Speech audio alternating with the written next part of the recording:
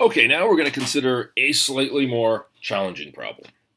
What we're going to do is put a small block on a larger piece. We're going to call the blue a sled and the red a block. And everything's going to start at rest. We're going to apply an external force F to the block, not to the sled, only to the block. There'll be friction between the block and the sled, but we'll assume that the sled right here is on a frictionless surface. And what we wish to find is how hard can we push on the block so the block and the sled move together. And then we're going to push a little bit harder than that on the block and want to find out what is the acceleration of the two objects, the acceleration of the block and the acceleration of the sled. So this problem comes in two parts. We're going to solve them exactly the same way using the exact same procedure. So first thing we're going to do is draw free body diagrams for both the block and the sled. So that's what I want you to do. Take a minute, draw free body diagrams for both of the objects. Now, here are a couple of forces we don't need to worry about. One is tension, because there are no ropes attached to either object. And again, we'll assume we can ignore air resistance. So the three forces we have to worry about are weight, normal, and friction.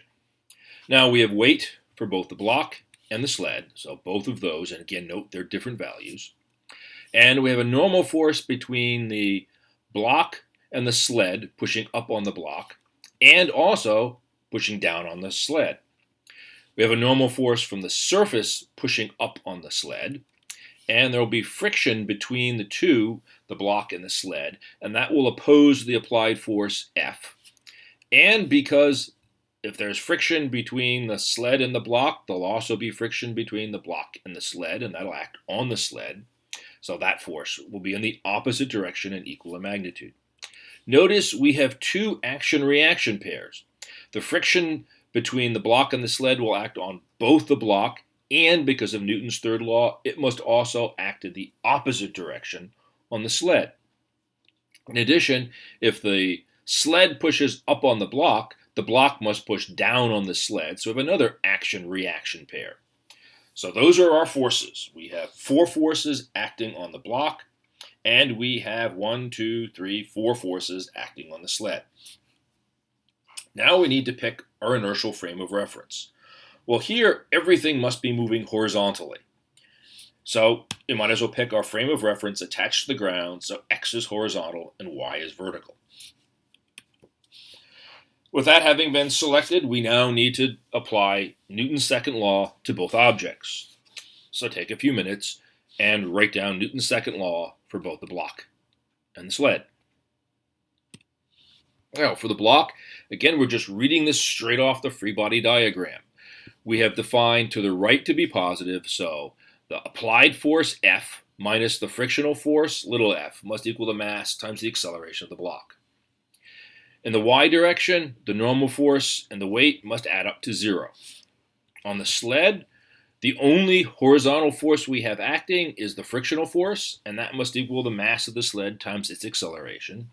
Vertically, all of the vertical forces must counterbalance each other to 0.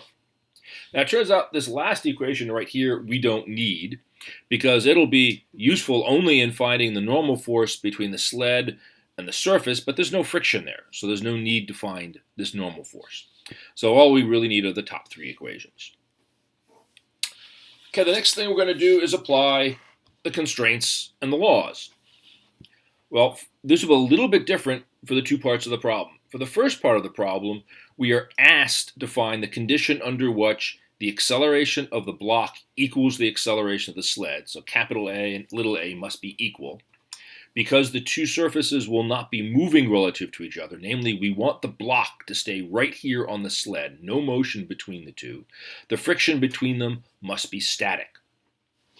And remember, little n is the normal force between these two surfaces, so the static friction must be less than the coefficient times the normal force.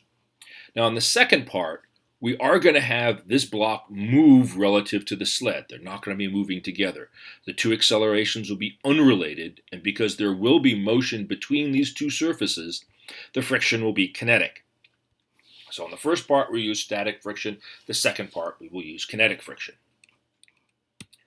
So now we can do the math. We collect all the equations together for part 1.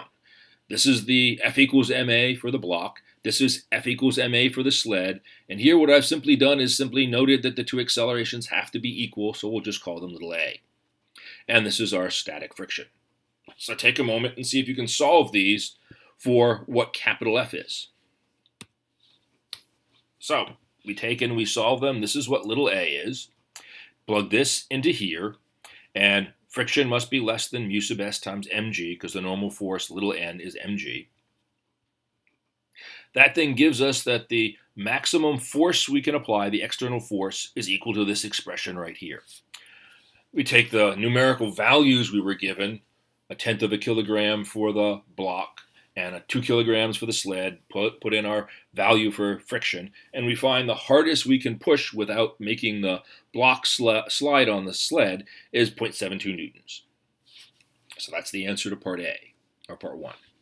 Part 2, we have almost the exact same equations. The only difference here is that we have little a right here and capital A right here, because these two accelerations are now unrelated. The friction is now kinetic friction. So take a moment and solve for these two accelerations. Well, if we solve these two equations, F is now a given number. We don't know what it is, but it's a given number and it's greater than 0.72 newtons. So the acceleration of the block will simply equal that force minus friction divided by the mass. And the acceleration of the sled will simply equal effectively the force acting on it, which is the friction divided by the mass. Here, just to make things a little clearer, I'm going to plug in some values. These are the values we had before. I'm going to pick a number that is greater than 0.72, like 0.9. Plug those in and we can get values, which are just a little bit easier to interpret the answers. The acceleration of the block, therefore, is 6.1 meters per second squared under these conditions, and the acceleration of the sled is 0.15 meters per second squared. So now we need to ask to what extent our answers make sense.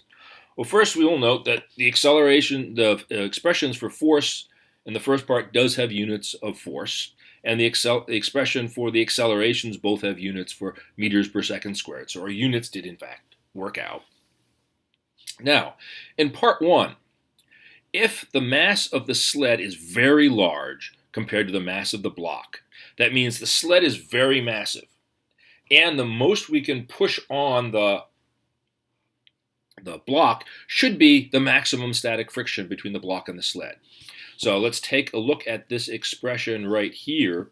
And if in fact m is very, very big, then adding this small number to it won't change it by much. So essentially here we'll have capital M divided by capital M. That will cancel out. So the static friction, the force that we apply will be less than this right here, which is the maximum static friction between the two surfaces. So if I have a very massive sled, the hardest I'll be able to push on it is the maximum static friction. Note what will happen then. This right here will be a very small acceleration, because this will be a very large mass divided into the relatively small force to give a very small acceleration. So in which case I can't push harder than static friction, and the two objects will move very slowly. Now, in the second case, if I do have a value that's greater than the maximum, then we would expect the acceleration of the block to be greater than the acceleration of the sled, which we are in fact seeing right here. This block right here that we're pushing on is in fact moving faster than the sled that we're not pushing on and is only being moved by the friction between the two, and that's what we saw. So we would see the block slide over the sled while the sled does move slowly. So the two answers do appear to make sense. And we're done.